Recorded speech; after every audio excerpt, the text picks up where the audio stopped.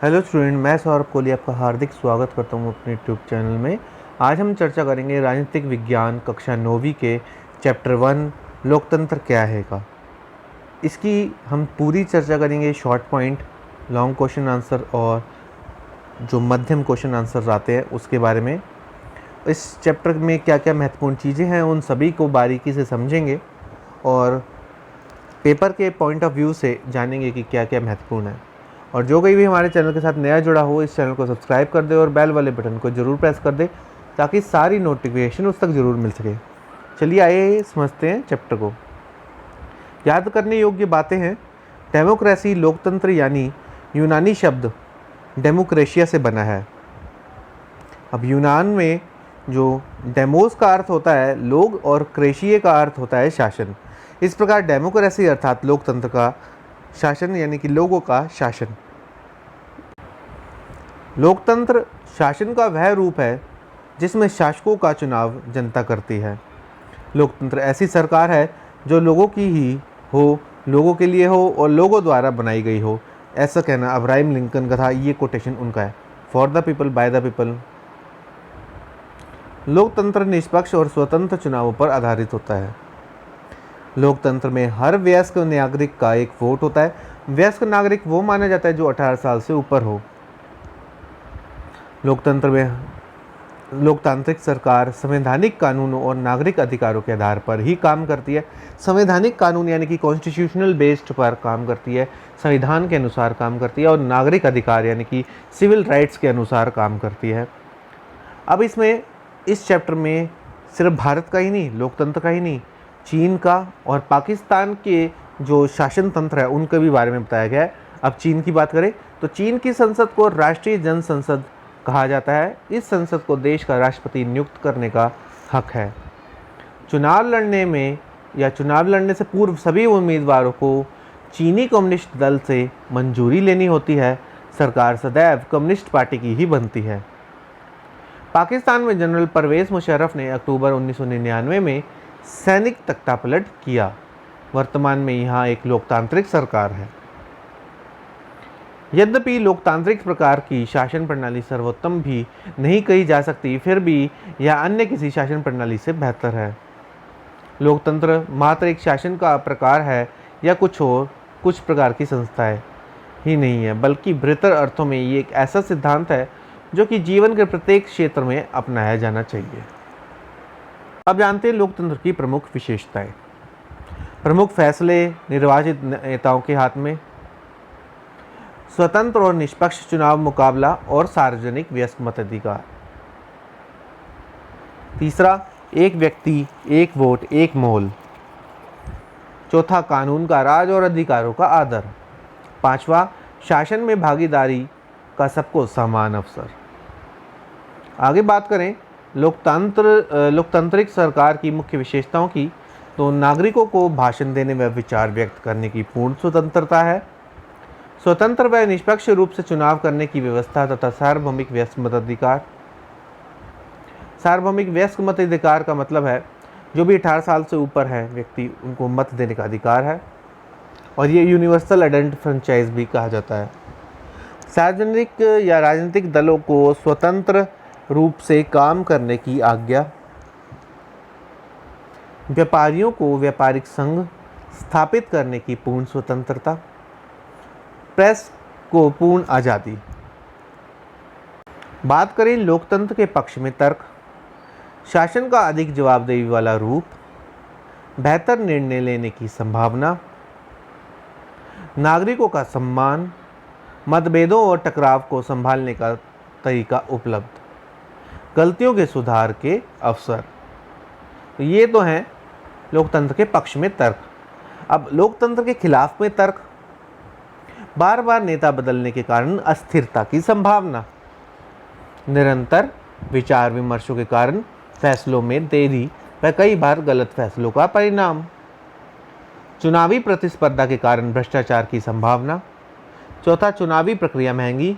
पांचवा, सामान्य लोगों को सरकार चुनने का फैसला लेने में कठिनाई होना। एक अंक वाले प्रश्नों की बात करें, किसी अलोकतांत्रिक देश का कोई एक लक्षण चुनिए। चुनाव आयोग स्वतंत्र ना होना। अपने देश में तो चुनाव आयोग स्वतंत्र है, लेकिन अलोकतांत्रिक देश में स्वतंत्र नहीं होता। दूसरा क्वेश्चन, उस नेता का नाम बताइए जिसने जर्मनी में तानाशाही सरकार की स्थापना की थी। हिटलर। तीसरा क्वेश्चन, किसी एक ऐसे देश का नाम बताइए जो लोकतांत्रिक नहीं है। चीन और नॉर्थ कोरिया भी आप लिख सकते हैं। चौथा, अब्राहम लिंकन ने लोकतंत्र को कैसे परिभाषित किया है। लोगों की, लोगों के लिए, लोगों के द्वारा शासन। निम्नलिखित में से किसने अक्टूबर 1999 में पाकिस्तान में सैनिक तख्तापलट की अगुवाई की। परवेज मुशर्रफ। लोकतंत्र में अंतिम निर्णय लेने की शक्ति किसके पास होनी चाहिए। जनता के प्रतिनिधि के पास। सातवां प्रश्न, निम्नलिखित में से किस देश में केवल शासक दल ही प्रमुख चुनाव लड़ सकता है। चीन। सऊदी अरब में समाज के किस वर्ग को वोट डालने का अधिकार नहीं था। महिलाओं को।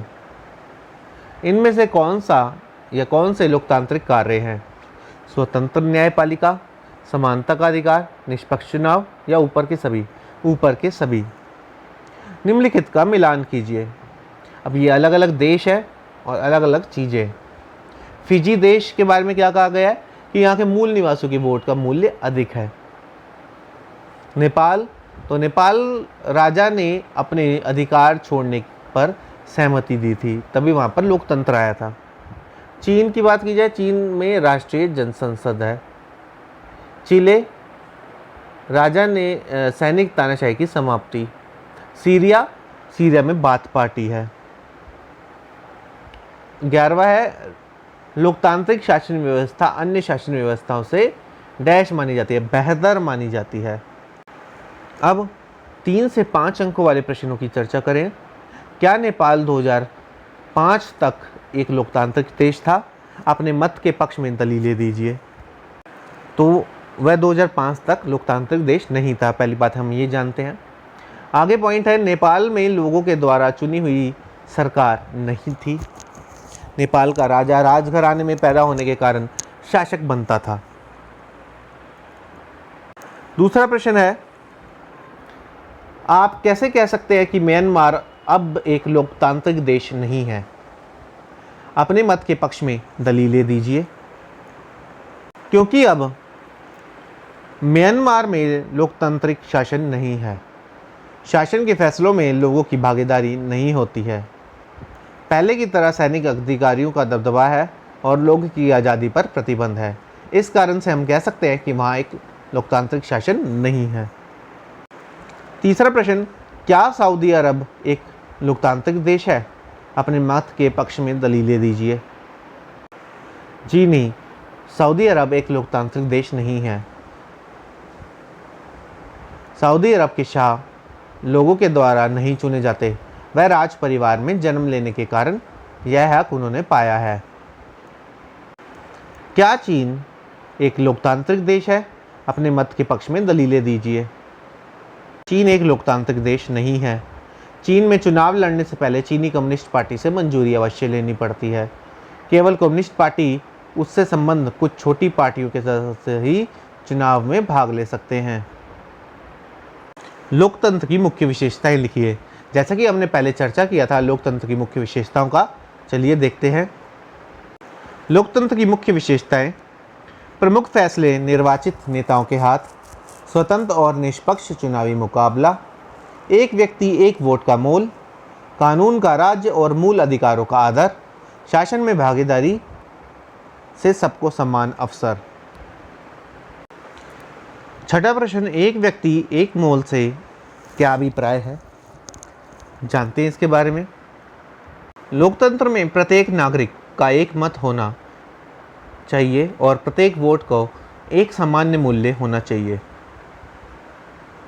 अब 7वां प्रश्न, लोकतांत्रिक सरकार की प्रमुख विशेषताएं लिखिए।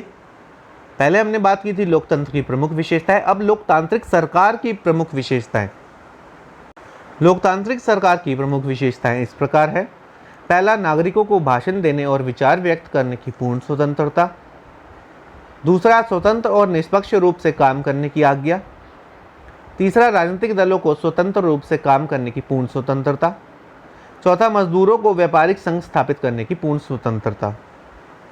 आठवां प्रश्न, गैर लोकतांत्रिक सरकार के कुछ सामान्य लक्षण लिखिए।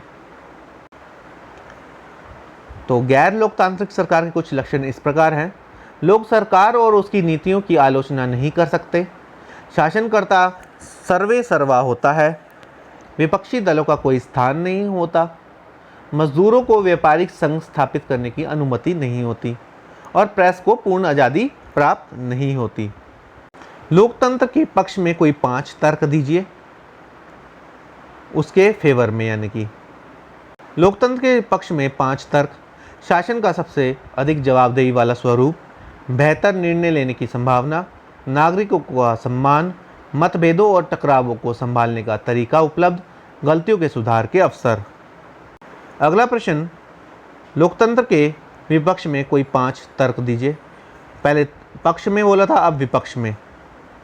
लोकतंत्र के खिलाफ 5 तर्क: अस्थिरता की संभावना, फैसलों में देरी, भ्रष्टाचार की संभावना, चुनावी प्रक्रिया महंगी, सामान्य लोगों को सरकार चुनने का फैसला लेने में कठिनाई।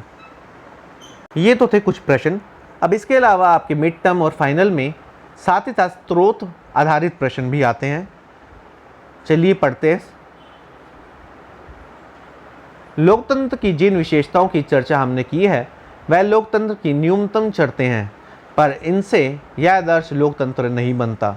एक आदर्श लोकतंत्र में निर्णय लेने की प्रक्रिया लोकतांत्रिक होनी चाहिए। हर लोकतंत्र को इस आदर्श को पाने का प्रयास करना चाहिए। यह स्थिति एक बार में और एक साथ सभी के लिए हासिल नहीं की जा सकती। इसके लिए लोकतांत्रिक फैसले लेने की प्रक्रिया को बचाए रखने और मजबूत करते जाने की ज़रूरत होती है। नागरिक के तौर पर हम जो भी काम करते हैं वह भी हमारे देश के लोकतंत्र को अच्छा या खराब बनाने में मदद करता है। यही लोकतंत्र की ताकत है और यही कमजोरी भी है। देश का भविष्य शासकों के कामकाज से भी ज़्यादा नागरिकों के कामकाज पर निर्भर करता है। यही चीज़ लोकतंत्र को अन्य शासन व्यवस्थाओं से अलग करती है। राजशाही, तानाशाही या एक दल के शासन जैसी अन्य व्यवस्थाएं में सभी नागरिकों को राजनीति में हिस्सेदारी करने की जरूरत नहीं रहती। दरअसल अधिकांश गैर लोकतांत्रिक सरकारें चाहती ही नहीं कि लोग राजनीति में हिस्सा लें, लेकिन लोकतांत्रिक व्यवस्था सभी नागरिकों की सक्रिय भागीदारी पर ही निर्भर करती है। तो इस तरह से आपको पैसेज आएगा और उसमें से कुछ क्वेश्चंस पूछे जाएंगे, तो वो आपको करने होंगे। ये आता है मिड टर्म में और फाइनल टर्म में। अधिकांश गैर लोकतांत्रिक सरकारें चाहती ही नहीं कि लोग राजनीति में हिस्सा लें। डैश में गैर लोकतांत्रिक सरकारें आएगा। और वाक्य को सही करके पुनः लिखिए। राजशाही, तानाशाही या एक दल के शासन जैसी व्यवस्थाओं में सभी नागरिकों को राजनीति में हिस्सेदारी करने की जरूरत रहती है। सही उत्तर है राजशाही, तानाशाही या एक दल के शासन जैसी व्यवस्थाओं में सभी नागरिकों को राजनीति में हिस्सेदारी करने की जरूरत नहीं रहती है। लोकतांत्रिक देश का भविष्य शासकों के कामकाज से भी ज़्यादा किसके कामकाज पर निर्भर करता है? नागरिकों के कामकाज पर। लोकतंत्र में नागरिकों की क्या भूमिका है? नागरिक के तौर पर हम जो भी काम करते हैं वह भी हमारे देश के लोकतंत्र को अच्छा या खराब बनाने में मदद करता है। यही लोकतंत्र की ताकत है और यही कमजोरी भी। तो इस प्रकार पूरा पाठ खत्म होता है। इस चैनल के साथ जुड़े रहिए। इसे लाइक, शेयर और सब्सक्राइब करना बिल्कुल ना भूलें। धन्यवाद।